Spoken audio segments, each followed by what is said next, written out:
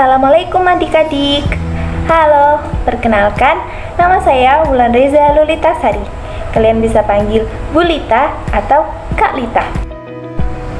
Gimana kabarnya? Bosen gak? Belajar di rumah terus? Pengen belajar di sekolah dan ketemu sama teman-teman kan? Nah, kita bisa kok belajar bareng lagi. Tapi untuk saat ini kita harus memperhatikan beberapa hal.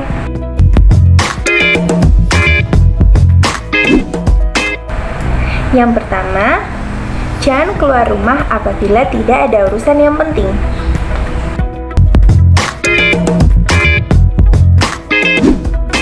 Yang kedua, jaga kesehatan dengan mengkonsumsi makanan yang bergizi dan olahraga secara teratur.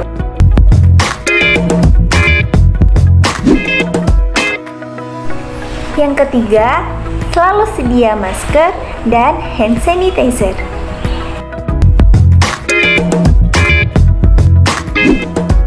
Yang keempat, rajin cuci tangan sebelum maupun sesudah melakukan kegiatan.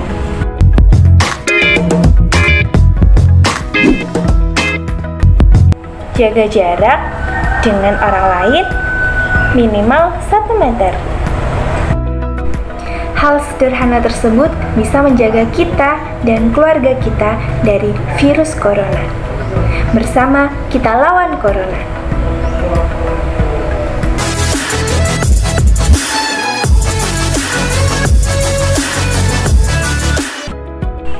Nah, adik-adik, hari ini kita akan belajar biologi. Untuk bab biologi kelas 10 yang pertama adalah ruang lingkup biologi.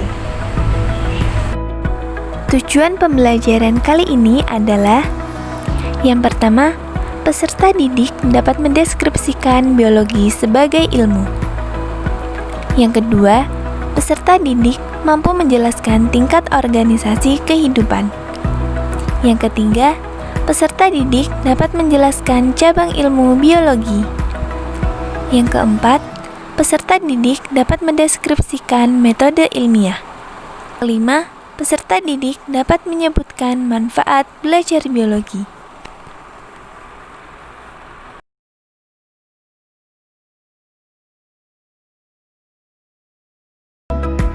Biologi berasal dari bahasa Yunani, yakni bios dan logos. Bios yang berarti makhluk hidup dan logos yang berarti ilmu.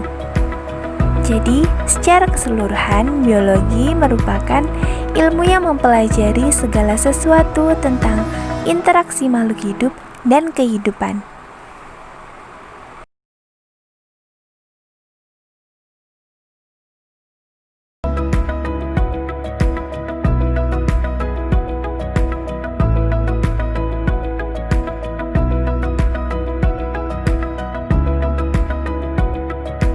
Yang pertama adalah sel.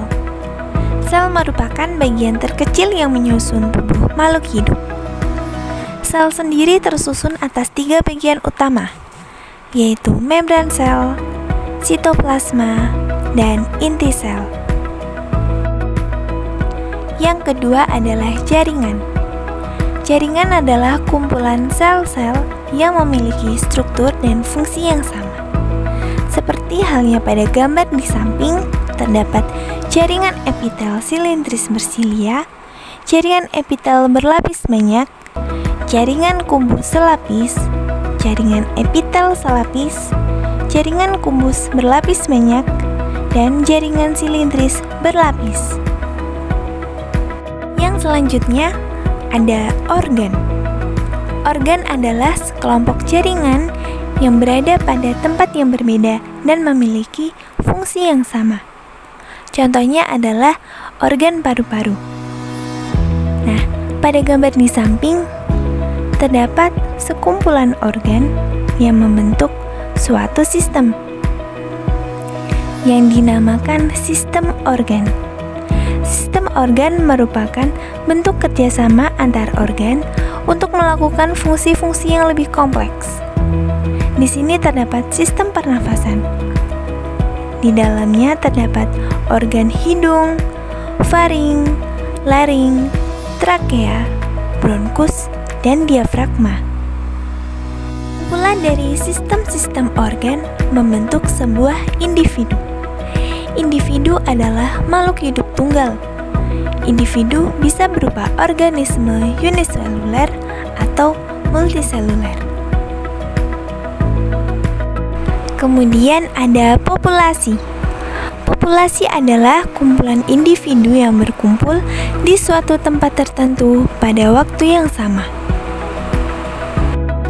Selanjutnya ada komunitas. Komunitas adalah kumpulan populasi yang menempati wilayah yang sama dan saling berhubungan. Contohnya, populasi gajah dan populasi singa. Kemudian ada ekosistem.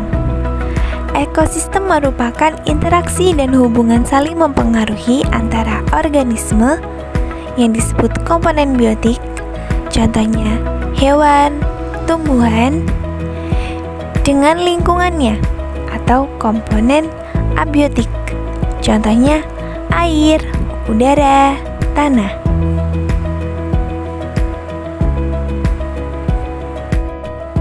Yang terakhir ada bioma.